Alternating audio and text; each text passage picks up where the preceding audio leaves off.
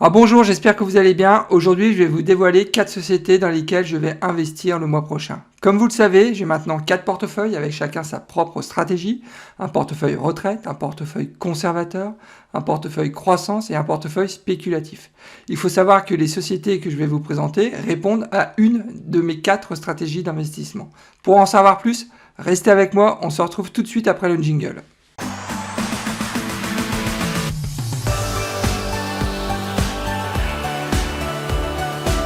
Pour ceux qui ne me connaissent pas encore, je me présente, Nicolas de la chaîne Mister Dividende. Mon objectif financier est de construire un revenu passif stable et sécurisé en investissant en bourse. Je partage avec vous et en toute transparence mes analyses boursières. Je publie en règle générale 2 à 3 vidéos par semaine, donc inscrivez-vous, c'est entièrement gratuit. Je rappelle que mes épisodes sont disponibles en podcast et c'est nouveau, vous pouvez aussi rejoindre la communauté sur Discord, le lien est dans la description de la vidéo. Avant de démarrer, n'oubliez pas de liker ma vidéo, c'est vraiment important pour soutenir la chaîne.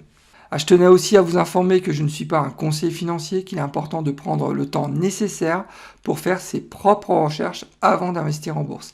C'est pas parce que je partage mon portefeuille d'actions que vous devez foncer tête baissée pour copier mes positions. Gardez toujours votre esprit critique, c'est vraiment le meilleur moyen de faire de l'argent en bourse.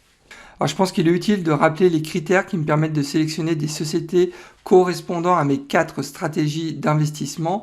Alors pour le portefeuille retraite, je sélectionne principalement des sociétés dont le rendement du dividende est supérieur à 4% avec une croissance annuelle du dividende entre 4 et 6%. Pour le portefeuille conservateur, je sélectionne des sociétés qui ont un rendement du dividende jusqu'à 4% avec une croissance annuelle du dividende entre 8 et 10% en priorité. Ensuite, pour le portefeuille de croissance, je sélectionne en priorité des sociétés à fort potentiel, dividende ou sans dividende, dont l'objectif numéro 1, c'est de faire une meilleure performance que le S&P 500. Ensuite, pour le portefeuille spéculatif, je cherche en priorité des sociétés dont la performance annuelle peut être supérieure à 40% par an. Pour mon portefeuille retraite, j'ai décidé de me renforcer de nouveau sur Enterprise Product Partner. Alors son symbole, je le rappelle, c'est EPD du secteur de l'énergie. Son rendement sur dividende est relativement élevé, puisqu'on est sur un dividende de 7,35%. Je considère que la sécurité du dividende est extrêmement bonne. Le payout est actuellement à 60%. Le cours est entre 24 et 25 $ et on est sur une capitalisation boursière de 38,7 milliards de dollars. Passons à l'analyse du titre, à savoir que le rendement actuel du dividende est supérieur de 14% par rapport à sa moyenne sur 5 ans. Je rappelle que son dividende est actuellement à 7,35%, alors que sa moyenne sur 5 ans est située à 6,45%. Donc il y a quand même un écart de presque 1 point. Au niveau du PER, il faut savoir que le PER est actuellement inférieur par rapport à sa moyenne sur 5 ans. Je rappelle que son PER est actuellement à 8,3, alors que sa moyenne sur 5 ans est à 10,2. Enfin, il faut savoir qu'au niveau du Fair Value Price de Morningstar, le Fair Value est estimé à 25,5 $, alors que le cours du titre est à 24,43. Donc il y a un petit discount selon Morningstar de 4%. Donc d'une manière générale, vous aurez compris que c'est une bonne affaire actuellement Enterprise Product Partner. Alors regardons les historiques du cours, à savoir que la croissance de PD sur les 12 derniers mois de l'année a été de 38%, alors que le S&P 500 a fait une performance quand même très honorable de 33%. Donc EPD, il faut saluer quand même, a fait une meilleure performance que le S&P 500 sur un an. Mais bon, c'est vrai que le secteur de l'énergie était très bas après le Covid. Donc là, il y a quand même un rattrapage. Par contre, sur 10 ans, il n'y a pas photo. Le S&P 500, dividende intégré, a fait plus de 348%. C'est vraiment énorme. Alors que Enterprise Product Partner a fait une croissance de seulement 10,91%. Donc c'est vraiment ridicule. Donc à ce niveau-là, il n'y a pas photo. Alors sinon, au niveau des splits, il faut savoir qu'il y a eu 2 splits jusqu'à présent. Le dernier, c'était en 2014 avec un ratio de 2 pour 1. Et au niveau du nombre de titres en circulation, il a légèrement évolué puisqu'il y a eu 27% d'augmentation du nombre de titres en circulation sur les 10 dernières années. Alors au niveau du dividende, c'est très costaud pour Enterprise Product Partner puisque ça fait 22 ans qu'il verse un dividende sans aucune réduction, ça fait 22 ans qu'il verse un dividende croissant. Regardez cette belle courbe. Sur les 20 dernières années, la croissance de dividende a été en moyenne de 6% par an. Bon, c'est vraiment exceptionnel pour une société du secteur de l'énergie. Sur les 5 dernières années, la croissance a été un peu plus réduite puisqu'elle a été de 3% par an. Au niveau du coupon, donc c'est un coupon assez classique, donc un coupon trimestriel en mois 2, février, mai, août et novembre. Le coupon annuel est actuellement à 1,80 $ le titre. Et au niveau des crises, donc là c'est un sans faute, hein, entre 2007 et 2009, pendant la crise financière, le dividende il a été augmenté, et pendant la crise du Covid, le dividende a été aussi augmenté. Alors, je considère que c'est toujours le bon timing d'investir dans EPD puisque le prix reste attractif, le dividende est très sécurisé avec un payout à 60%, c'est rare dans le secteur de l'énergie. Le rendement du dividende est supérieur à 4%, donc ça correspond parfaitement à la stratégie adoptée pour mon portefeuille retraite.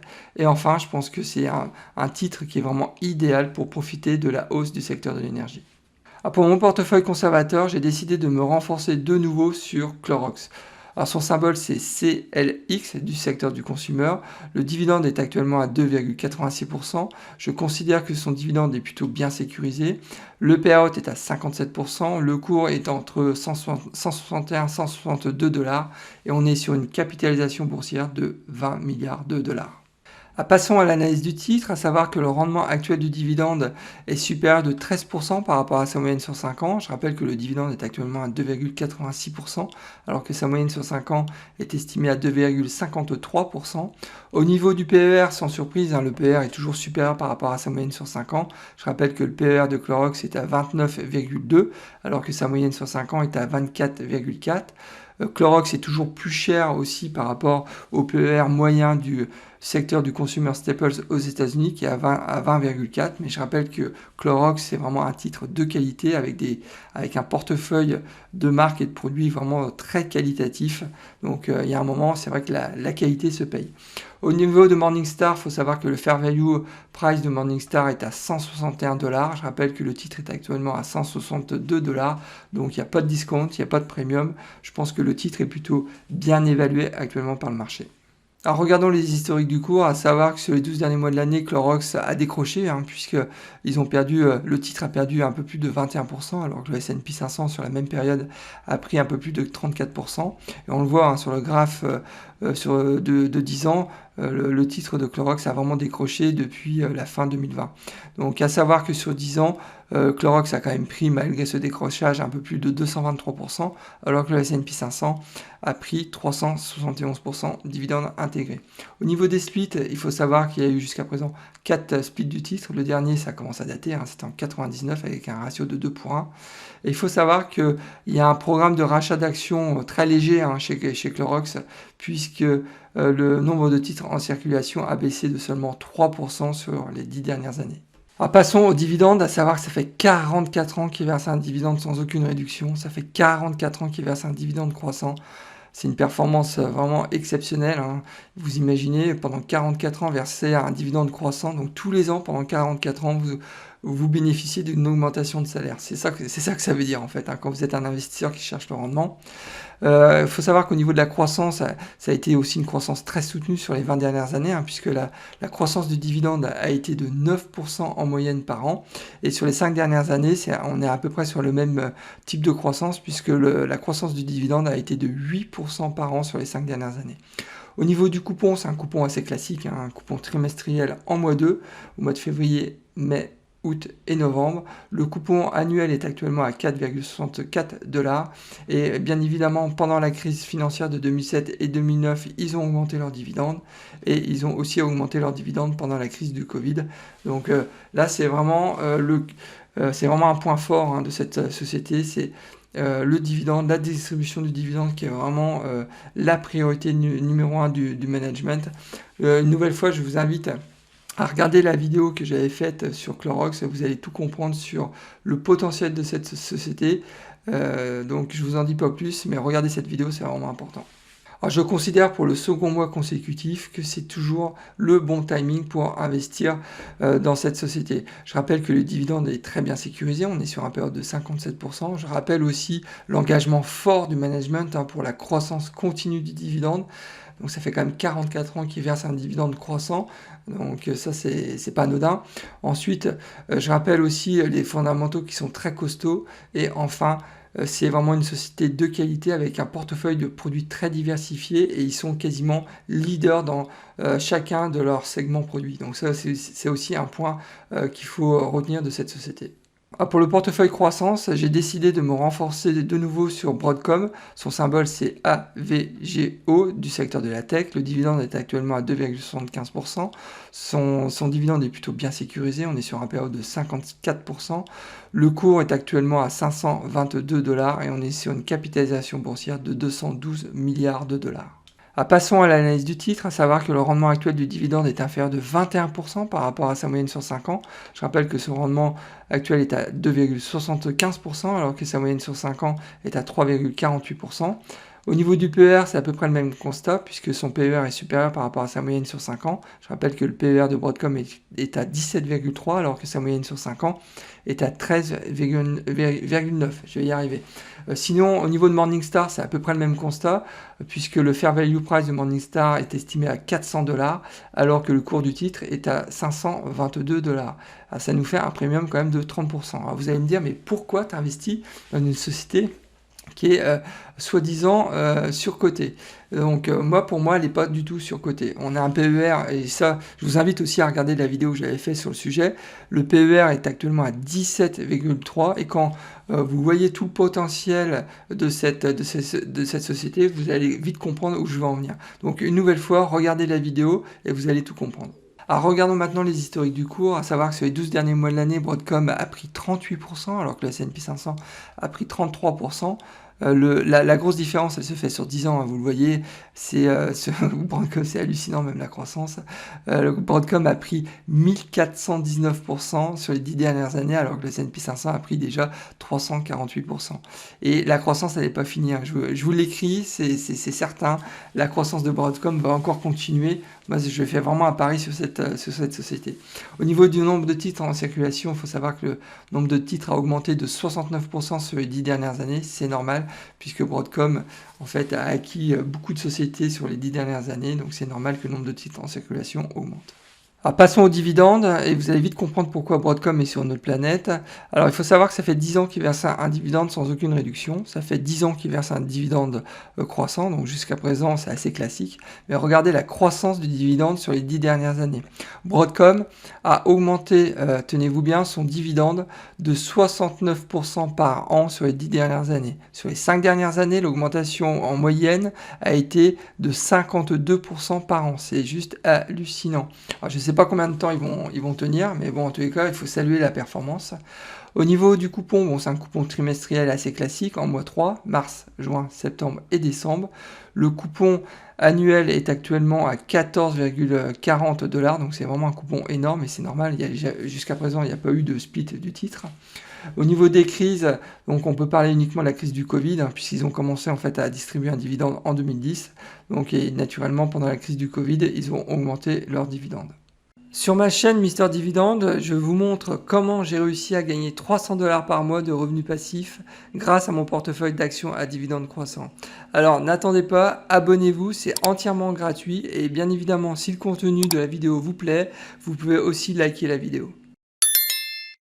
Alors, je considère que c'est toujours le bon timing pour investir dans Broadcom et surtout dans un portefeuille de croissance. Je rappelle que selon moi, le cours du titre est sous-estimé par le consensus mais aussi par le marché, ça c'est évident. Je rappelle que la croissance du titre est de 1419% sur les 10 dernières années et il y a un potentiel du titre qui est encore vraiment très très important dans les 10 prochaines années, surtout avec l'arrivée de la 5G. Je vous en dis pas plus, j'insiste vraiment sur le fait, regardez la vidéo que j'ai faite récemment sur ce titre, faites vos propres recherches et vous allez vite comprendre le potentiel de ce titre. Pour mon portefeuille spéculatif, j'ai décidé d'investir dans Alibaba. Son symbole c'est BABA du secteur de la consommation discrétionnaire. Je rappelle que le cours du titre est à 176 dollars. On est sur une capitalisation boursière de 482 milliards de dollars. Alors jetons un coup d'œil sur l'analyse du titre et en particulier le PER d'Alibaba qui est actuellement à 21,17.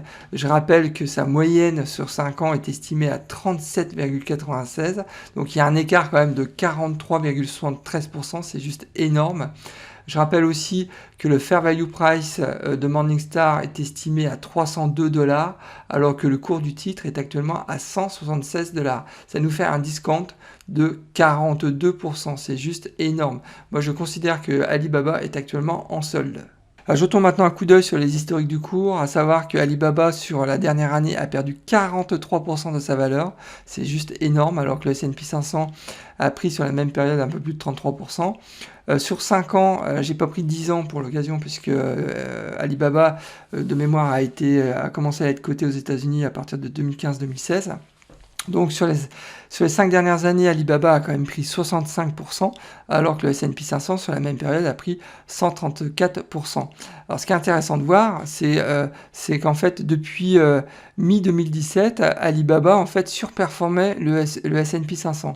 Et en fait c'est sur la fin, alors de mémoire je crois que c'était sur la fin de l'année 2020, le cours du titre a commencé à chuter suite au fameux discours de Jack Ma qui a publiquement défier les autorités chinoises en disant que le système bancaire en Chine était obsolète. Et donc après, le Parti communiste, je crois, a dû enfermer Jack Ma pendant quelques mois, et on n'a plus eu de nouvelles en fait de Jack Ma pendant, je crois, 3-4 mois. Et c'est suite à cette histoire que les investisseurs ont commencé à perdre confiance dans Jack Ma, à perdre confiance dans le titre Alibaba, et donc ils ont commencé à se délester en fait du titre Alibaba. Donc la descente aux enfers, elle est juste énorme, 43% sur un an, c'est juste hallucinant. Alors là, il semble avoir un rebond, et encore, on ne sait pas. Mais bon, c'est intéressant de voir ce graphe, puisque derrière, vous allez comprendre pourquoi moi je souhaite investir maintenant dans cette société. Alors au niveau du nombre de titres en circulation, il faut savoir qu'il y a une augmentation du nombre de titres de 9% sur les 10 ans, donc c'est pas énorme, sachant que c'est une société quand même qui est en plein développement. Alors en fait, j'ai décidé d'investir dans Alibaba suite à un constat qui est très simple, c'est sa valorisation par rapport aux revenus générés par ce groupe. Alors, il faut savoir que la valorisation en fait d'Alibaba est actuellement identique à la valorisation de 2017. En parallèle de ça, si vous mettez donc l'historique des revenus de 2017 jusqu'en 2021, vous comprenez que c'est pas du tout la même société. La société Alibaba d'aujourd'hui fait 5 fois plus de chiffre d'affaires qu'en 2017, alors que sa valorisation actuellement est identique à celle de 2017. Donc vous comprenez qu'actuellement donc il y a un massacre organisé sur le titre Alibaba. Donc moi je pense que très clairement il va y avoir un rebond très fort. Je parie sur une croissance en 2022 d'au moins 40%, donc c'est mon objectif. Donc je vais voir, on verra si je me trompe ou pas. Donc, mais en tous les cas, moi je crois à un rebond très fort d'Alibaba dans les prochains mois. Alors pour conclure, je considère que c'est vraiment le bon timing pour investir dans Alibaba.